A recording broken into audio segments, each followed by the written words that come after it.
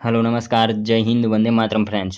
तो मित्रों આજે જે છે આપણે 1 થી 50 જિલ્લા જીકેના એમસીક્યુ જોવાના છે। તો મિત્રો વિડીયોમાં તમે છેલ્લે સુધી જોતા રહેજો। આપણે પોલીસ કોન્સ્ટેબલની જો તમે તૈયારી કરતા હોય તો મોડલ પેપર આપણે જે છે આપણી ચેનલ ઉપર દરરોજ આવા લઈને આવીએ છીએ। તો મિત્રો વિડીયોમાં તમે છેલ્લે સુધી જોતા રહેજો। નવા સિલેબસ મુજબ આપણી ચેનલ ઉપર તમને આવા જીકેના વિડીયો જે છે દરરોજ જોવા મળશે।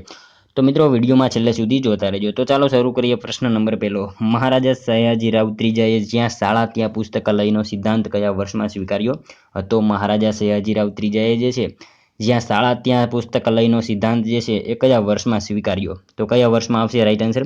1910 માં આવશે। ઓપ્શન એ અહીંયા આપણો રાઈટ આન્સર બની જશે। ખાસ યાદ રાખીશું કે મહારાજા સયાજીરાવ ત્રીજાએ જ્યાં શાળા ત્યાં પુસ્તકાલયનો સિદ્ધાંત જે છે કયા વર્ષમાં સ્વીકાર્યો? તો 1910ના વર્ષમાં જે છે એ સ્વીકારેલો હતો। નેક્સ્ટ ક્વેશ્ચન જોઈએ ત્યારબાદનો, બૌદ્ધ દેવી તારાની મૂર્તિ ક્યાં આવેલી છે? બૌદ્ધ દેવી તારા જે છે એમની મૂર્તિ ક્યાં આવેલી છે? નીચેના ઓપ્શન આપેલા છે એમાંથી ક્યાં આવશે? તારંગા ખાતે આવશે। ઓપ્શન સી રાઈટ આન્સર બની જશે। ખાસ યાદ રાખજો કે બૌદ્ધ દેવી તારાની મૂર્તિ ક્યાં? તો તારંગા ખાતે આવેલી છે।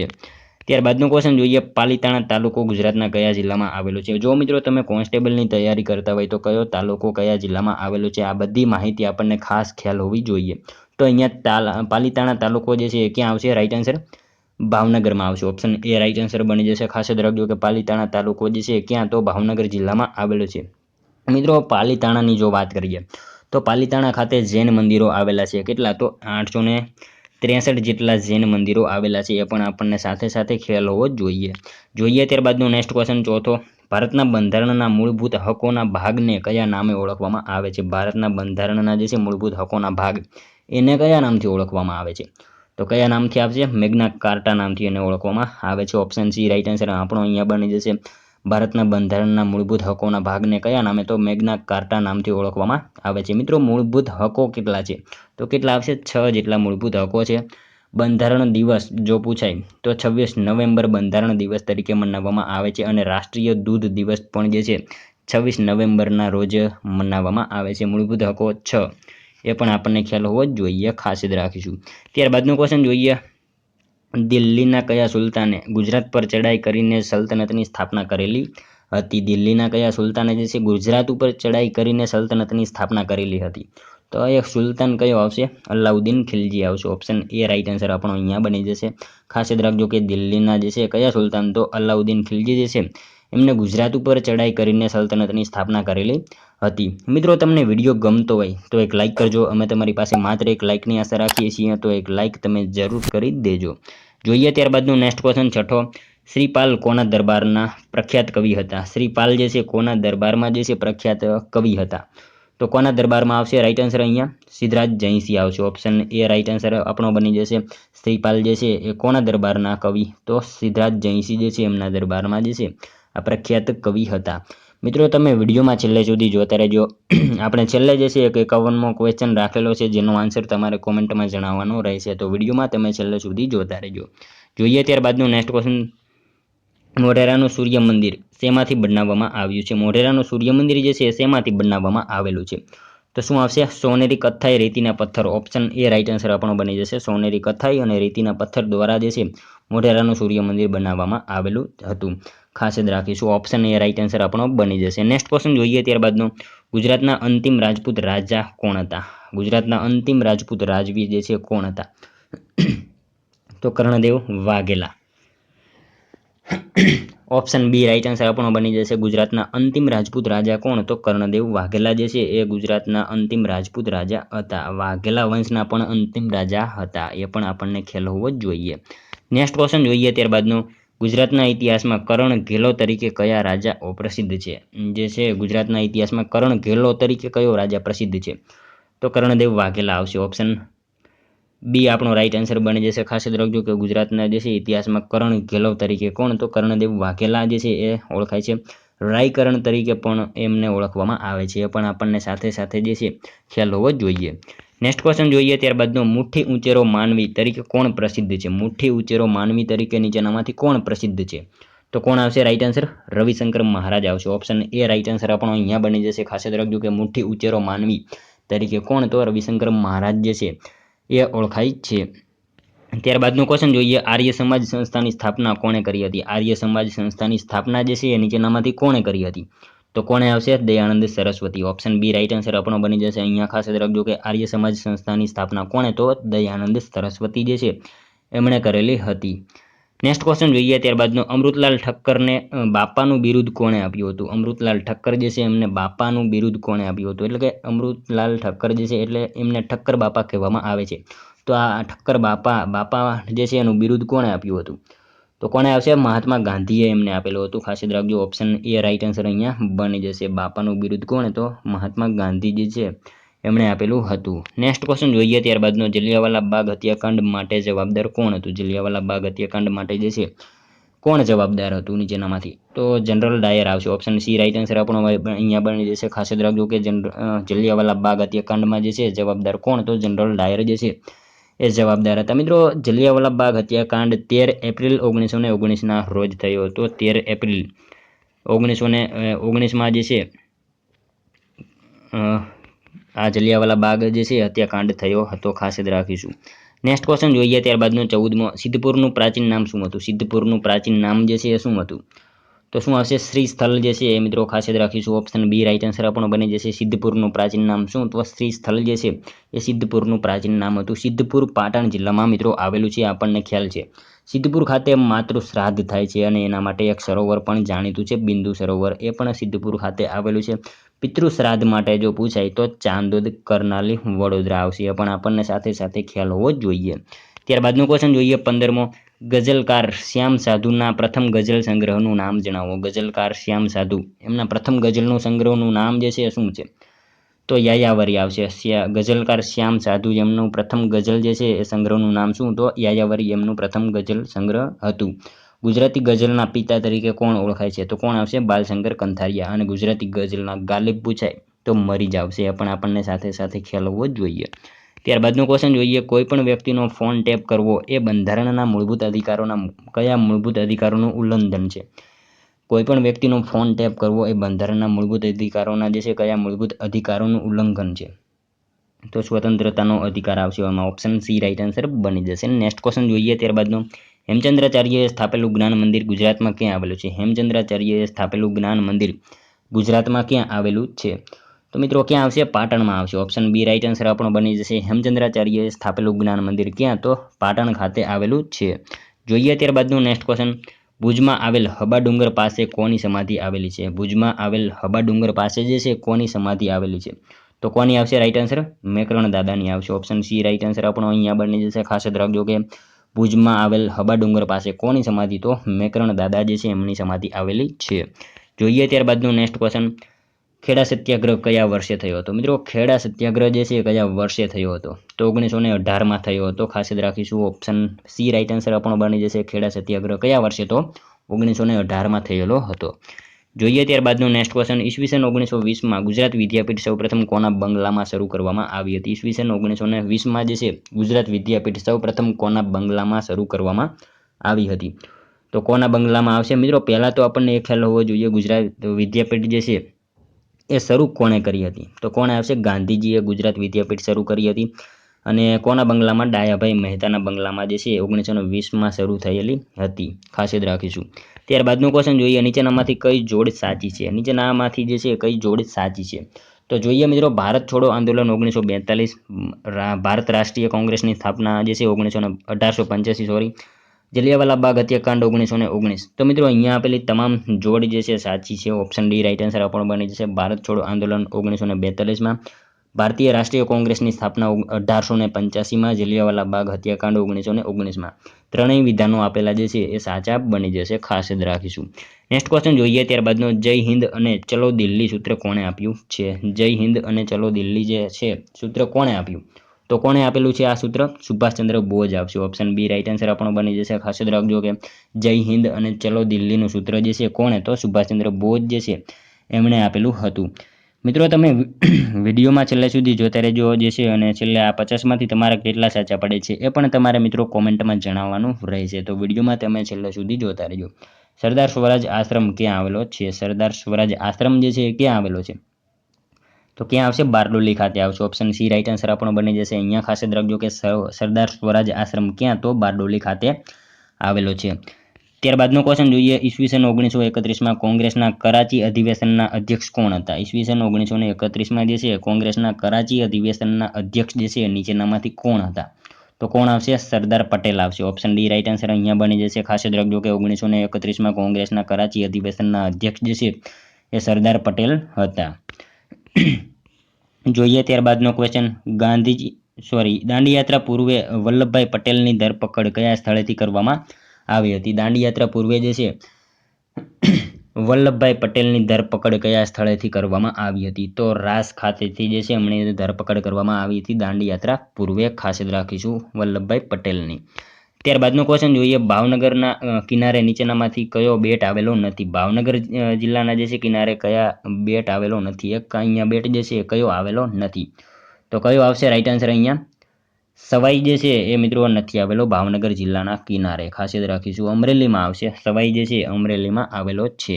ત્યારબાદનો ક્વેશ્ચન જોઈએ, ડેસિબલ નીચેનામાંથી શાનો એકમ છે? ડેસિબલ જે છે નીચેનામાંથી શેનો એકમ છે? તો શેનો આવશે? ધ્વનિ દબાણ લેવલ આવશે. ઓપ્શન એ રાઈટ આન્સર આપણો અહીંયા બની જશે. ખાસ યાદ રાખજો કે ડેસિબલ જે છે એ શેનો? તો ધ્વનિ દબાણ લેવલનો એકમ છે.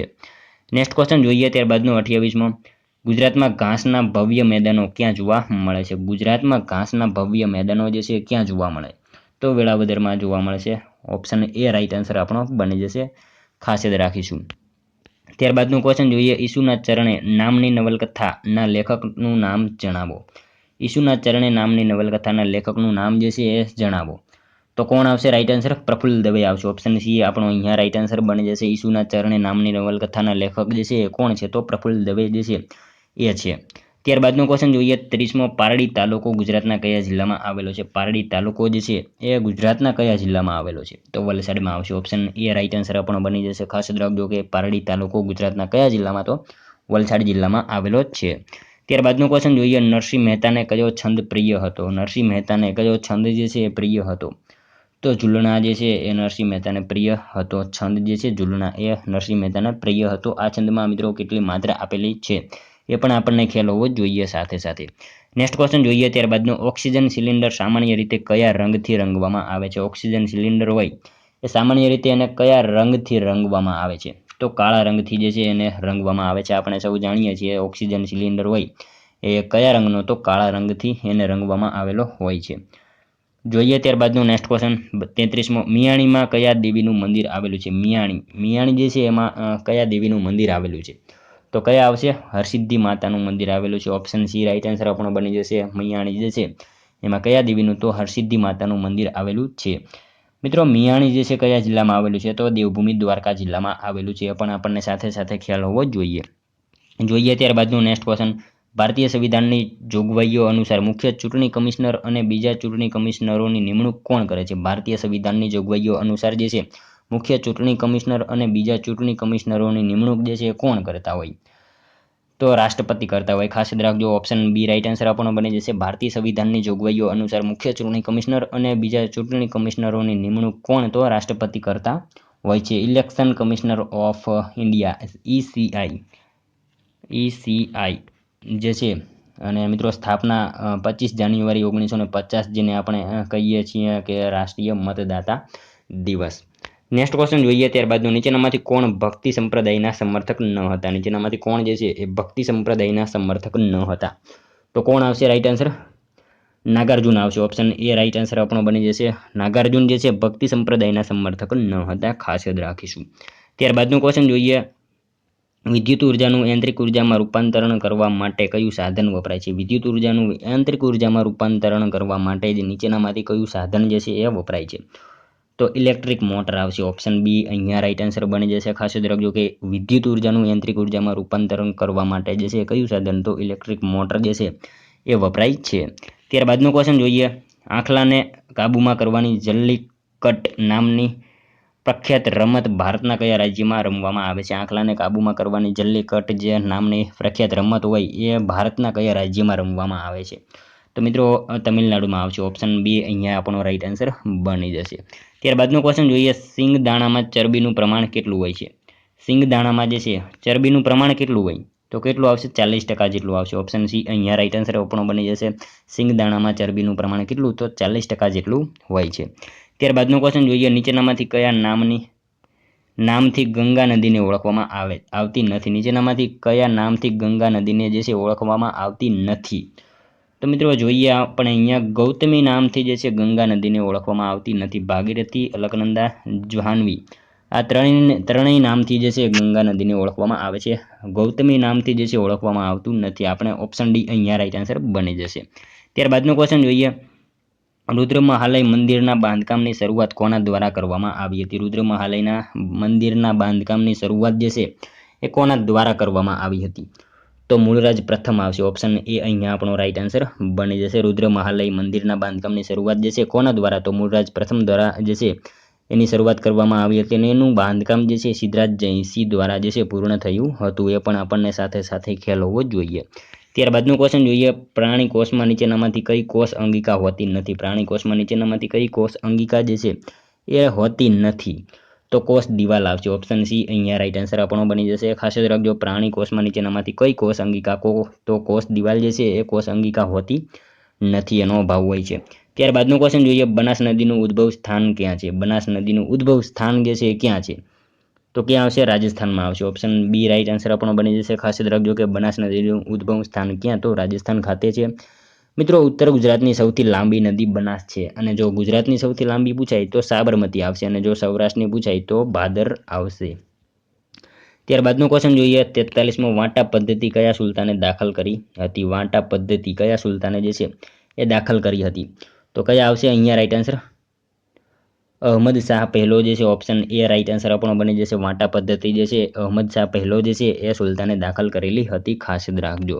ત્યારબાદનું ક્વેશ્ચન જોઈએ. અંધ વ્યક્તિ છાપેલું પુસ્તક વાંચી શકે તે માટે કયું સાધન ઉપયોગમાં લે છે? અંધ વ્યક્તિ હોય એ છાપેલું પુસ્તક વાંચી શકે એના માટે કયું સાધન ઉપયોગમાં લે છે?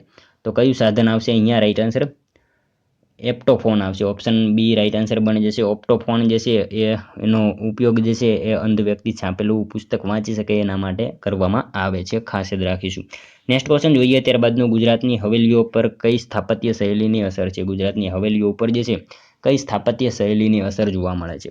તો ચાલુક્ય આવશે. ઓપ્શન એ રાઈટ આન્સર આપણો બની જશે. ચાલુક્ય જે છે એટલે શું આવશે? સોલંકી થશે ચાલુક્ય એટલે. ત્યારબાદનું ક્વેશ્ચન જોઈએ. ગંગા નદી ભારતના કેટલા રાજ્યોમાંથી વહે છે? ગંગા નદી જે છે એ ભારતના કેટલા રાજ્યોમાંથી વહે છે? તો કેટલા આવશે? 5 રાજ્યોમાંથી જે છે એ ગંગા નદી વહે છે. ખાસ યાદ રાખીશું. ઓપ્શન સી રાઈટ આન્સર આપણો બની જશે.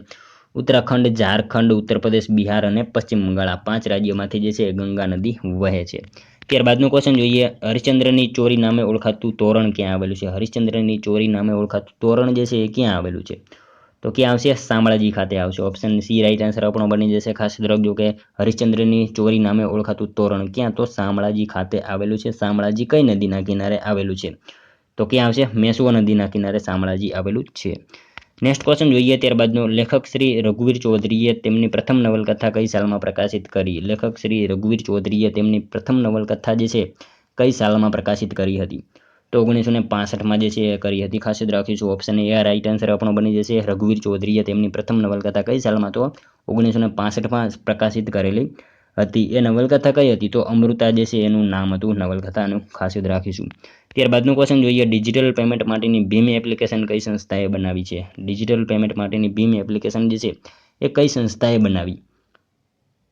તો કઈ સંસ્થા આવશે? National Payment Corporation of India. Option C right answer આપણો બની જશે. ડિજિટલ પેમેન્ટ માટેની ભીમ એપ્લિકેશન કઈ સંસ્થાએ? તો National Payment Corporation of India એ સંસ્થાએ બનાવેલી હતી. જોઈએ ત્યારબાદનો નેક્સ્ટ ક્વેશ્ચન 50મો. વારલી ચિત્રકલા કયા પ્રદેશમાં પ્રચલિત છે? વારલી ચિત્રકલા જે છે એ કયા પ્રદેશમાં પ્રચલિત છે? તો દાદરા નગર હવેલીમાં આવશે. ઓપ્શન બી રાઈટ આન્સર આપણો અહીંયા બની જશે. ખાસ યાદ રાખીશું. જોઈએ ત્યારબાદનો મિત્રો લાસ્ટ 51મો ક્વેશ્ચન જેનો આન્સર જે છે એ તમારે કોમેન્ટમાં જણાવવાનો રહેશે. મહિલાઓની સુરક્ષા માટે કેન્દ્ર સરકાર દ્વારા શરૂ કરાયેલી મોબાઈલ એપનું નામ કયું છે? અહીંયા જે ઓપ્શન આપેલા છે એમાંથી તમારે મિત્રો કોમેન્ટમાં જણાવવાનું રહેશે. મહિલાઓની સુરક્ષા માટે કેન્દ્ર સરકાર દ્વારા શરૂ કરાયેલી મોબાઈલ એપનું નામ જે છે એ કયું છે? તો મિત્રો એક આ જે છે કોમેન્ટમાં આનો આન્સર જણાવવાનો રહેશે. મિત્રો આમાં તમને હિન્ટ આપી દઉં કે 1 જાન્યુઆરી 2015માં દિલ્હીમાંથી આની શરૂઆત થઈ હતી અને આનો આન્સર જે છે એ એપ્લિકેશન કઈ જે છે એનું નામ તમારે એક કોમેન્ટમાં જણાવવાનું રહેશે. સાથે સાથે મિત્રો આ 50માંથી તમારા કેટલા સાચા પડ્યા એ પણ તમારે કોમેન્ટમાં જણાવવાનું રહેશે. અને મિત્રો આ હતો વિડીયો. તમને જો વિડીયો પસંદ આવ્યો હોય તો એક લાઇક કરજો, તમારા મિત્રો જોડે શેર કરજો, જેથી અમને પણ ઉપયોગી બને. અને મિત્રો આપણી ચેનલ ઉપર જો તમે નવા હોય તો ચેનલને પણ ખાસ સબસ્ક્રાઇબ કરી રાખજો. દરરોજ આપણી ચેનલ ઉપર તમને આવા જીકેના વિડીયો જોવા મળશે. તો મળશું હવે કાલે બીજા વિડીયોમાં. ત્યાં સુધી જય હિન્દ, વંદે માતરમ.